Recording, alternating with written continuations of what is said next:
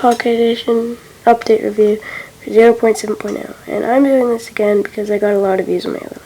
So there's going to be buckets, milk, cake, and eggs for one, and then, come on, go. There's going to be multiplayer, which I said in my last video, but nobody's watching it on this channel, so I don't know. So there's going to be a screen chat. I am really excited about that, and I don't know if you guys are, but I am. And then there's going to be, oh yeah, there's not going to be chat in Korean, I think it says. And then due to expensive data plans, there's going to be a limited amount of time online. And, oh, you're going to have to use a Mojang account to sign into Pocket Edition. That's okay for me. We'll get to why it's okay later. And I didn't read what that said.